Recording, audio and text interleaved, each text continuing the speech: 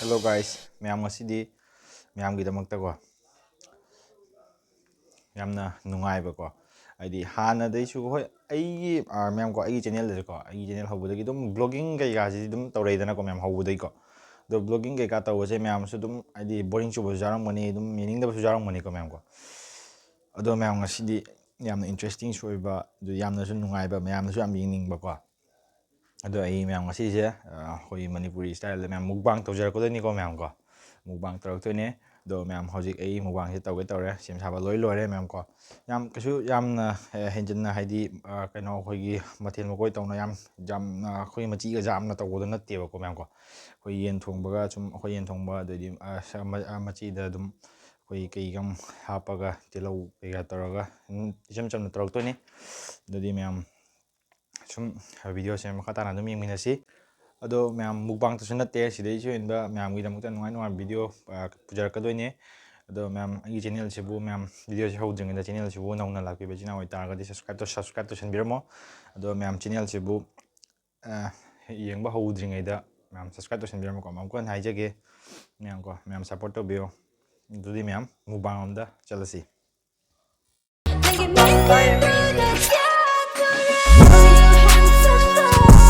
ꯑꯗꯨꯗꯤ ꯃꯌꯥꯝ ꯆꯥꯕ ꯍꯧꯔꯁꯤꯀꯣ ꯆꯥꯕ ꯍꯧꯖꯔꯛꯑꯒꯦ ꯈꯨꯠꯇꯤ ꯃꯌꯥꯝ ꯍꯥꯝꯈ꯭ꯔꯦꯀꯣ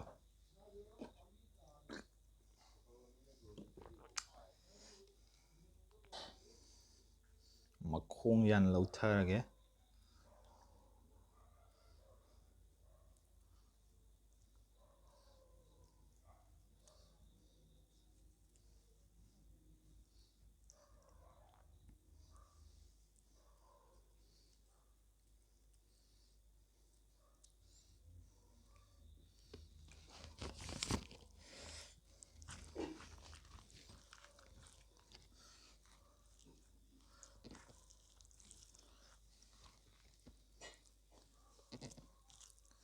ꯑꯗꯨꯗꯤ ꯆꯥꯕ ꯍꯧꯔꯁꯤ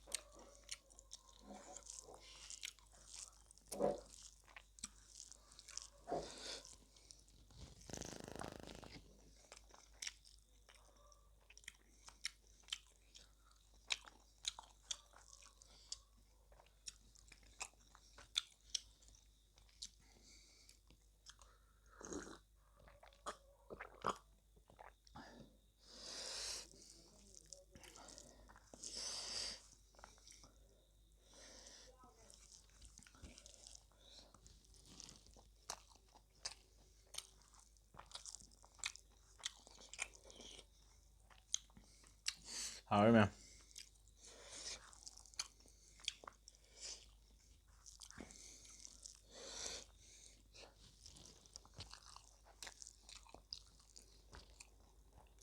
ꯃꯈꯣꯡ ꯂꯩꯔꯦ ꯃꯈꯣꯡ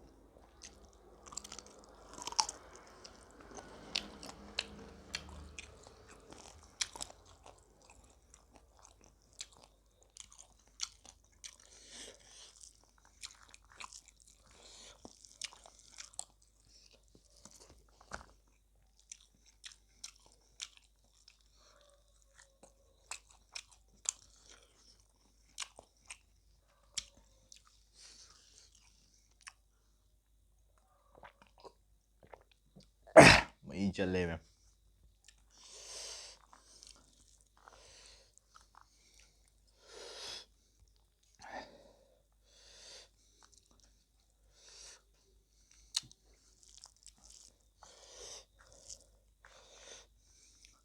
ꯆꯥꯛꯁꯦ ꯌꯥꯝꯃꯜꯂꯕ ꯈꯪꯗꯦ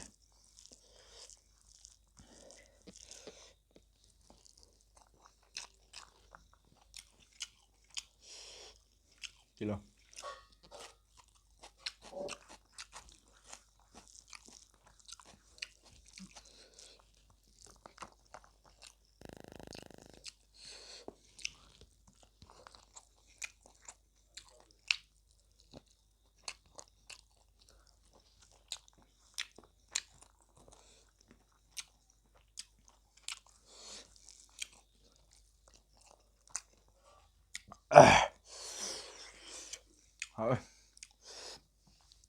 ꯈꯨꯠꯁꯥꯁꯦ ꯃꯩ ꯍꯧꯔꯦ.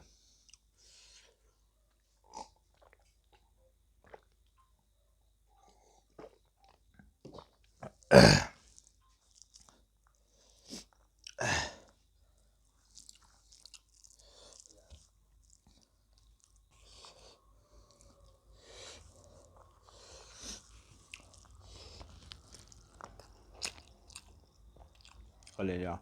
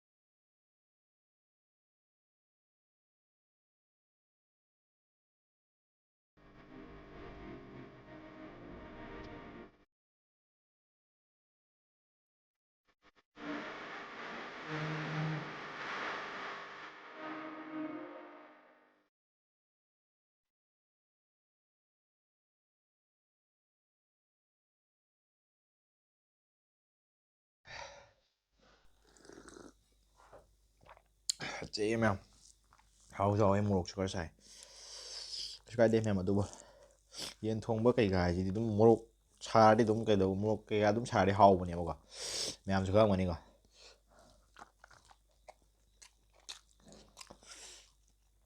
카메라 준비. 가.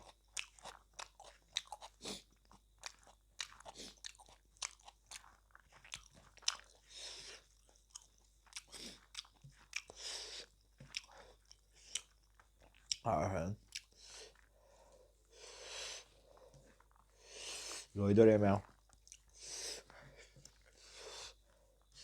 Làm video chưa? Yên yên nè coi. Bạn thấy yên yên nè. Like cái video mà like. Subscribe cái video mà.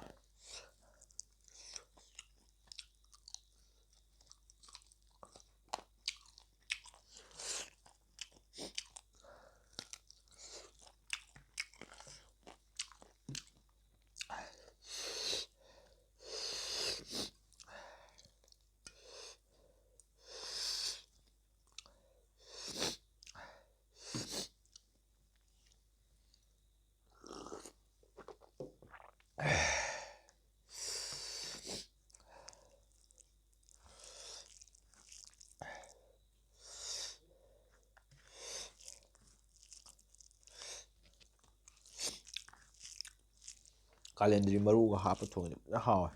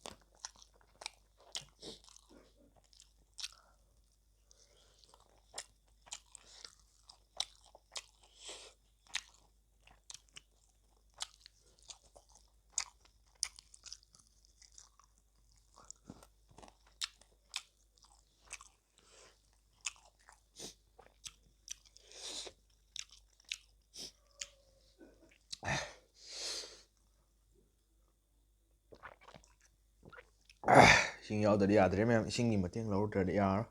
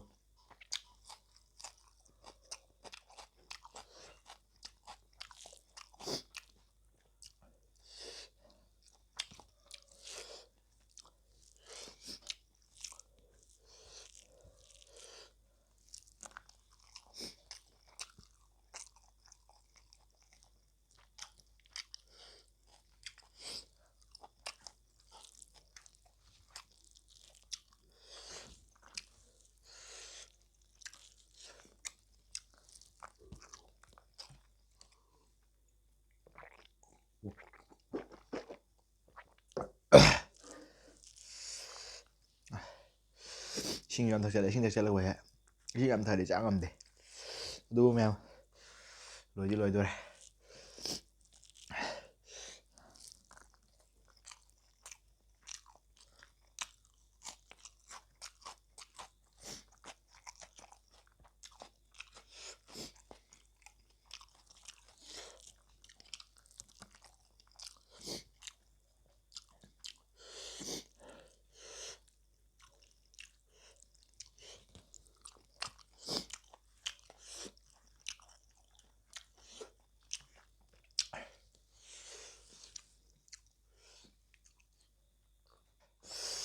yam hao mềm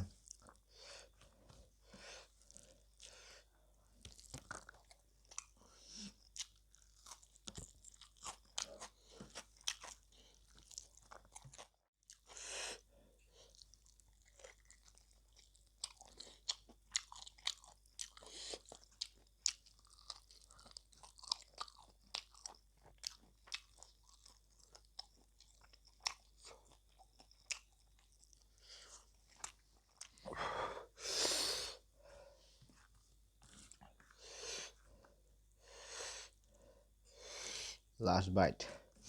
mềm last bite này lùa ra here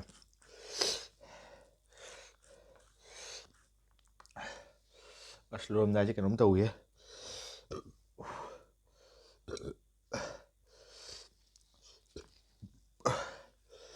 không bác trẻ mềm dám ấy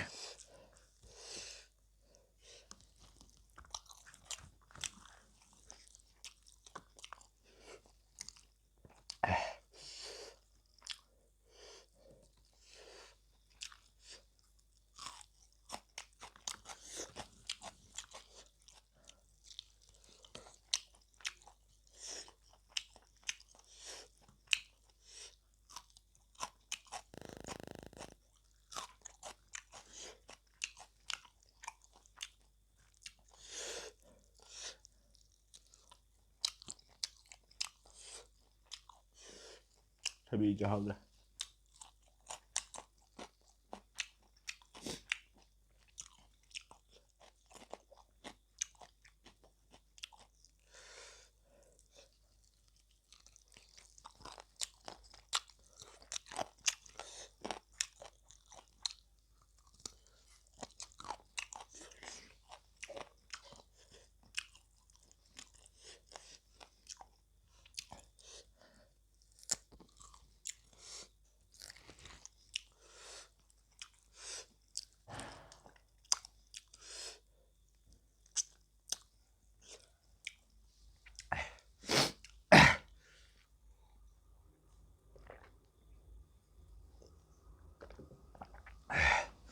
sini mềm